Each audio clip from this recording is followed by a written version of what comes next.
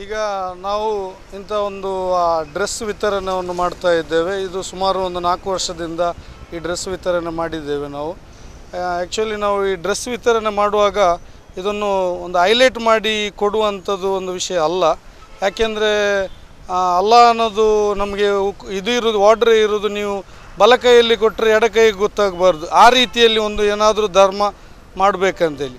ಈಗ ಏನಾಗಿದೆ ಅಂದರೆ ಇದು ನಮ್ಮದು ಒಬ್ಬರ ಈ ಡ್ರೆಸ್ ಅಲ್ಲ, ಡ್ರೆಸ್ ಇದೆ, ನಮ್ಮ ಹತ್ರ ನೈಟ್ ಇದೆ ಅಥವಾ ಬುರ್ಕಾ ಎಲ್ಲ ನಾವು ಇಷ್ಟು ವರ್ಷದಲ್ಲಿ ಕೊಟ್ಟದೆಲ್ಲ ಓಲ್ಡ್ ಡ್ರೆಸ್ಸನ್ನು ಎಲ್ಲರ ಹತ್ರ ಕಲೆಕ್ಟ್ ಮಾಡಿ ಕೊಡ್ತಾ ಇದ್ದೇವೆ. ಈ ಹಂತಾಗಿ 2 ವರ್ಷದಲ್ಲಿ ಈಗ ಏನಾಗಿದೆ ಅಂದರೆ ಈ ವರ್ಷ ಹೈಯೆಸ್ಟ್ ನಮಗೆ ಹೊಸ 1 ಲಕ್ಷ ಮೇಲಕ್ಕಿಂತ ಬೆಲೆ ಬಾಳುವಂಥ ಡ್ರೆಸ್ಸನ್ನು ಜನರು ದಾನ ಮಾಡಿದ್ದಾರೆ. ಅದನ್ನು ಏರಿಯಾಕ್ಕೆ ಹೋಗಿ ತಲುಪಿಸುವಂಥ ಕೆಲಸವನ್ನು ನಾವು ಮಾಡ್ತಾ ಇದ್ದೇವೆ.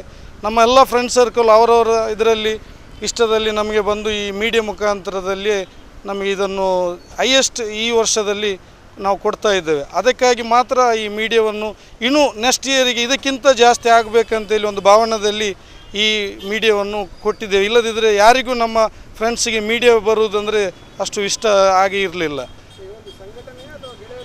ಇದು ನಾವೊಂದು ಗೆಳೆಯರಾಗಿ ಇದನ್ನು ಮಾಡ್ತಾ ಇದ್ದೇವೆ. ಇನ್ನು ಹಂತಕ್ಕೆ ನೆಕ್ಸ್ಟ್ ನಾವೊಂದು ಸಂಘಟನೆ ಮಾಡಬೇಕಂತ ಒಂದು ಭಾವನೆ ಉಂಟು. ದೇವರು ಅದನ್ನು ಸ್ವೀಕರಿಸಲಿ ಅಂತೇಳಿ ನಾನು ಎಲ್ಲ ಜಾತಿಯವರಿಗೂ ನಾವು ಯಾರು ತುಂಬ ಬಡವರಿದ್ದಾರೆ ಅವರಿಗೆ ನಾವು ನೋಡಿ ಎಲ್ಲ ಜಾತಿಯವರಿಗೆ ಕೊಡ್ತಾ ಇದ್ದೇವೆ, ಖಾಲಿ ಮುಸ್ಲಿಂ ಅವರಿಗೆ ಕೊಡ್ತಾ ಇಲ್ಲ.